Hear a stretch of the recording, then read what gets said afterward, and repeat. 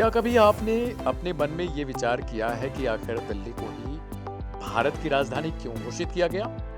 या फिर दिल्ली से पहले राजधानी क्या हुआ करता था? या फिर दिल्ली भारत की राजधानी कब बनी?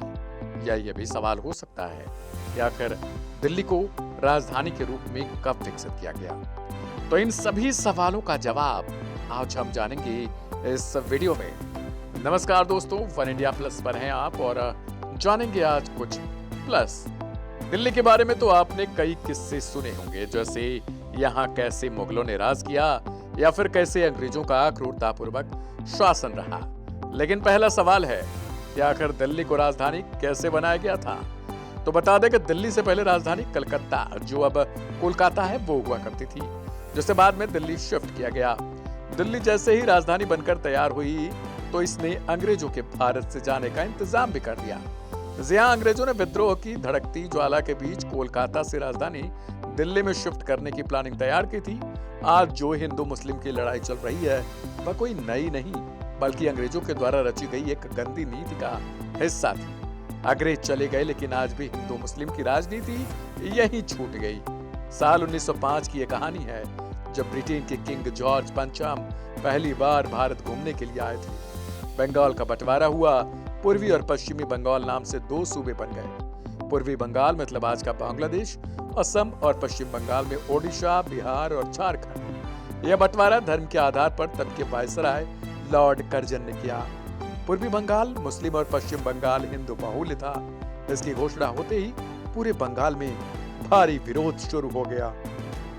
अंग्रेजी हुकूमत ने इस विद्रोह को दबाने की पूरी कोशिश की, लेकिन अंग्रेज खुद को इसमें नाकाम पाते रहे। तब अंग्रेज कोलकाता को ही भारत की राजधानी मानते थे। अंग्रेजों की फूट डालो और राज करो की नीति शुरू से ही कामयाब होती रही और अंग्रेज इसका भरपूर फायदा भारत में उठाते रहे। और उन्होंने कुछ ऐसा ही हिंदू मुस्लिम को लेकर भी किया। इन दोनों को लड़ाया जाए और फिर बदले में राज गद्दी पर बैठे रहने का मौका मिले, क्योंकि बंटवारा हिंदू और मुसलमानों के कारण किया गया, जिससे इन दोनों में विद्रोह हो गया। हालांकि अंग्रेज बार बार कह रहे थे कि शासन व्यवस्था को सुचारू रूप से चलाने के लिए ही हमने हिंदू मुस्लिम के लिए बंटवारा किया है, लेकिन उनकी असल मनसा फूट डालो और राज करो की ही थी। अंग्रेजों ने जैसे ही बंगाल को दो गुटों में बांटा, वैसे ही हिंदू और मुसलमानों ने मिलकर एक रैली का आयोजन किया। इन दोनों ने ही इस बंटवारे का विरोध किया। अंग्रेज इस विद्रोह की ज्वाला को झेलने में खुद को नाकामयाब पा रहे थे, कारण कि उन्होंने दिल्ली को कोलकाता से दूर एक राजधानी बनाने के बारे में विचार किया।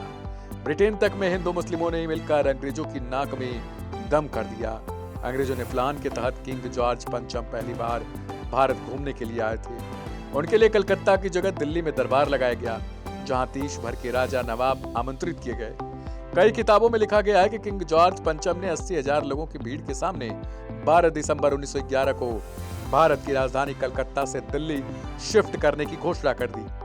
इधर विद्रोह भड़कने की आग पहले से ही अंग्रेजों को पता थी। इसके लिए उन्होंने कोलकाता में बड़े पैमाने पर गिरफ्तारियों की प्लानिंग कर रखी थी और गिरफ्तारियां करवाई भी गई। हालांकि दिल्ली अंग्रेजों के लिए शुभ साबित नहीं हुई।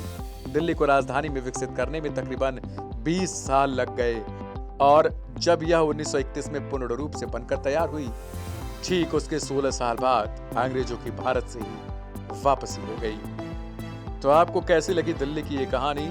कमेंट कर जरूर बताएं और देखते रहें वन इंडिया प्लस।